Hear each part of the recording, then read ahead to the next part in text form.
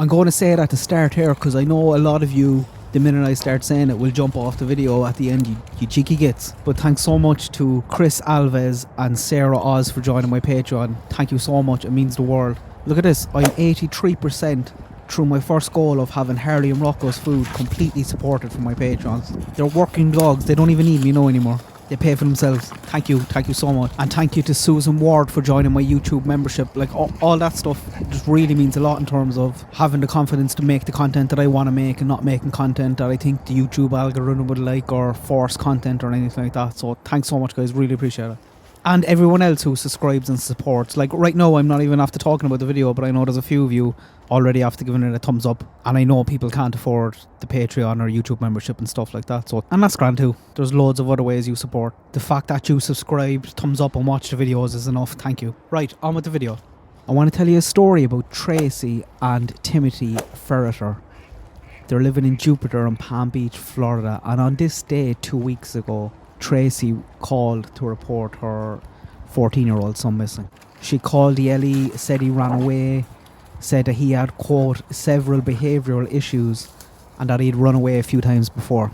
The police searched all weekend, they couldn't find him, and on Monday they went back to the house to look for some clues. Slight caveat here, you might see some articles saying this happened in January last year. It didn't. I don't know where they're getting that from. This happened 2 weeks ago. It looks like one article got it wrong. They said it was a year-long investigation as well, which isn't true. This all happened 2 weeks ago. One article got it wrong and then it seems another few picked up on it. But they couldn't find him all weekend. They went back there on Monday. They wanted to look in his bedroom to see if they could see some clues about where he was. He's missing. And all of a sudden when they got to the door, they got a small bit sketch because Tracy didn't want to leave them in. She said she was uncomfortable leaving him in without her husband there. It took a very, very long conversation for Tracy to finally agree to let them in. And she brought him in. And she took him to the child's bedroom, or what she said was the child's bedroom. But it became very obvious very fast, this wasn't his bedroom. This was his younger sibling's bedroom. None of his stuff were there. And then Tracy started saying, oh, they might be in the storage room in the garage. So they go out to the garage to have a look at this so-called storage room. And in the garage, there's an 8x8 structure there with a padlock on the outside, or a bolt. Inside, there was one mattress, few of his school books and a Ring doorbell camera over the bed. Tracy's getting a bit uncomfortable, so she changes her mind here and say, oh, it's a space used by all the kids. But then when they asked her why there was a lock on the outside, she said, oh, because sometimes it might be a storage area. What's going on? What the fuck is going on here? Later on that day, on the same Monday, the child is spotted near a school. A school district police officer. I need to look up exactly what they are because I'm not sure whether they're on the grounds or whether they're just monitoring CCTV from a number of schools or what. But he called to say that he had seen him on the grounds.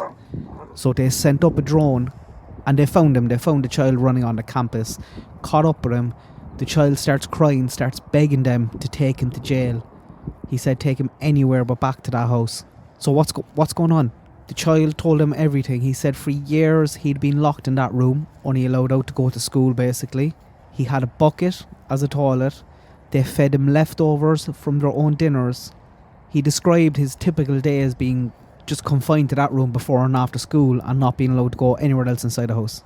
He was spanked, hit with a belt, a jump rope, he was spat on, and he just kept asking them to put him in jail just anywhere so he doesn't have to go back to his adopted parents. He said the longest he can remember being locked inside the room was up to 16 to 18 hours a day. When the officers asked him why he ran away, he said it was, quote, because I feel like nobody loves me. So obviously they're a bit shook. They get a search warrant for the Ring doorbell camera that was above that bed, and they found a lot of stuff confirming what the boy said. It captures him being chucked in there, the sound of the door closing, the bolt locking, parents screaming at him. They had just moved back from Arizona and the boy said it was worse there. So they had lived in Jupiter, moved to Arizona for 4 years, had only recently come back, so we know it's at least going on for 4 years. But not only that, before they moved, they spoke to the person, the police spoke to the person that bought their house, and the owner said that they had a room in their house as well.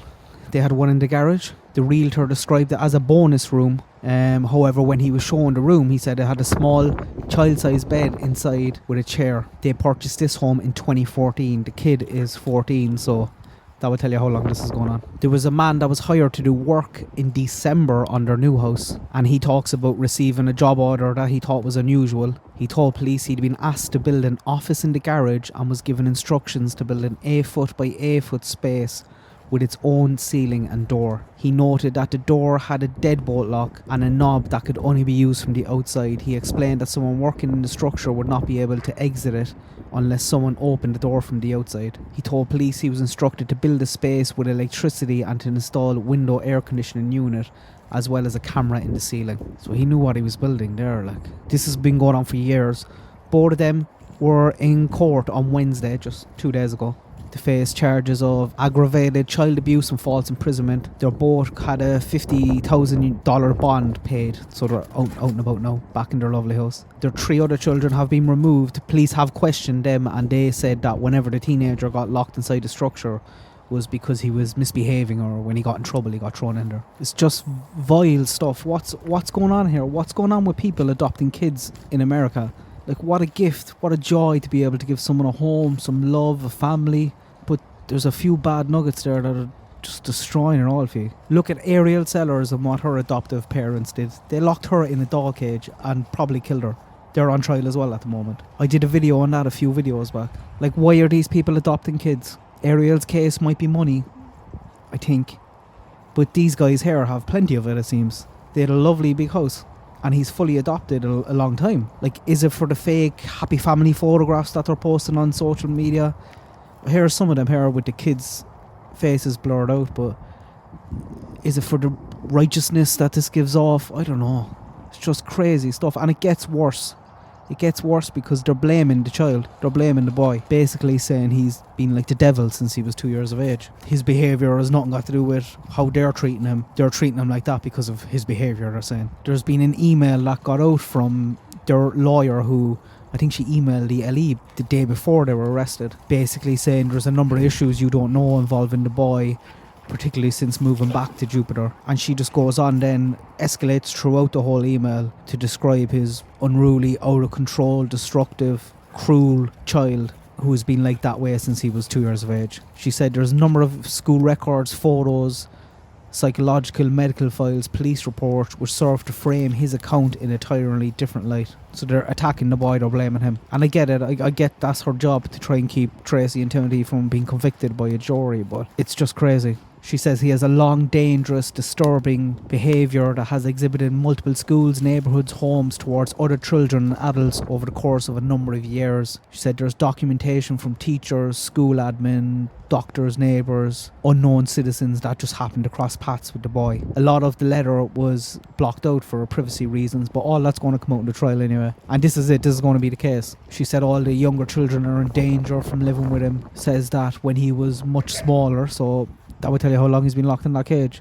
All the other children are being jeopardised by him because he attacks them and gives them serious injury or assault. One instance, he pushed someone so hard he fractured her shoulder. She escalates it then to get more violent and a bit more vulgar. Said after a few years he pushed another female against a marble windowsill and she had to go to the hospital to get treatment for her injuries. Starts saying that he tortured animals, yelled in class, things about the Holocaust and saying all immigrants are drug dealers. Said the boy searched disturbing ways for girls to die on school electronics and stole anything he could get his hands on, including school tablets, money from other students, money from the collection plate at church. Of course he did. She said as he got older he became more disturbing, more violent. He dropped a wooden door on someone. When another child was 2, they don't give the name, they said that he threw him off the bike causing facial injuries. Said he was always hurting schoolmates, strangers, anyone he could get his hands on. And you wonder how, if he's like this, the schools would let him get away with it, you know? Because she's saying that a lot of this happened in school. He was punching, cursing, stealing, destroying school property, pushing classmates, fighting constantly. Talks about his new school there, said he pretended to be a teacher, secretly recording other students,